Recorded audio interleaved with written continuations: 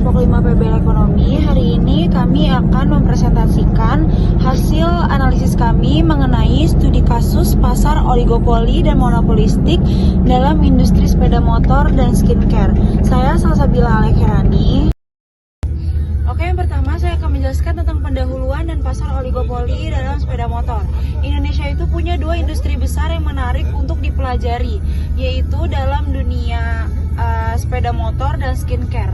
Keduanya itu sangat berpengaruh terhadap ekonomi dan memperlihatkan bagaimana struktur pasar dan strategi pemasaran mempengaruhi perilaku konsumen. Baik, selanjutnya saya akan menjelaskan mengenai pasar oligopoli dalam sepeda motor. Industri sepeda motor di Indonesia itu didominasi oleh 3 perusahaan besar. Yang pertama itu ada Honda, Yamaha, dan Suzuki. Ini disebut dengan pasar oligopoli, di mana hanya ada sedikit pemain besar yang menguasai pasar. Keputusan satu perusahaan itu bisa sangat mempengaruhi perusahaan lainnya. Misalnya dalam hal harga dan inovasi. Contohnya, Honda menguasai lebih dari 50% pasar sepeda motor, dan pernah ada kasus kartel harga antara Honda dan Yamaha. Inovasi seperti teknologi hemat bahan bakar dan fitur keselamatan sangat penting agar tetap bisa bersaing. Selanjutnya saya Freya Syafiena akan menjelaskan mengenai pasar monopolistik pada skincare. Industri skincare sangat kompetitif di Indonesia dengan merek terkenal seperti Wardah, Avoskin, Miss Glow, maupun Scarlett.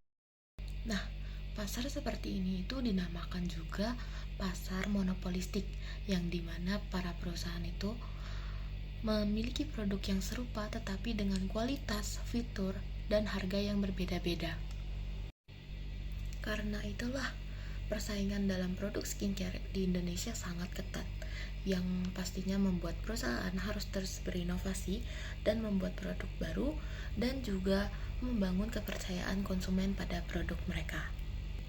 Hal itu juga membuktikan bahwa strategi branding dan promosi digital itu sangat penting untuk produk skincare. Selanjutnya, adapun perbandingan antara pasar oligopoli dan pasar monopolistik. Pada pasar oligopoli, perusahaan besar dapat memengaruhi harga dan juga kualitas produk. Tetapi mereka harus tetap berhati-hati agar tidak melanggar aturan persaingan.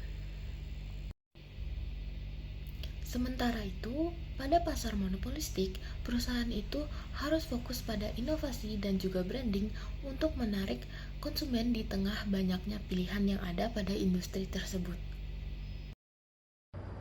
Studi ini bermanfaat untuk, yang pertama, mahasiswa agar paham teori dan praktik pasar nyata. Yang kedua, pelaku industri agar tahu pentingnya inovasi dan strategi pemasaran. Yang terakhir, pemerintah sebagai dasar membuat kebijakan persaingan yang sehat dan melindungi konsumen. Intinya, dengan memahami perbedaan struktur pasar dan strategi di kedua industri ini, kita bisa melihat tantangan dan peluang yang ada, serta pentingnya persaingan sehat dan inovasi untuk kemajuan ekonomi.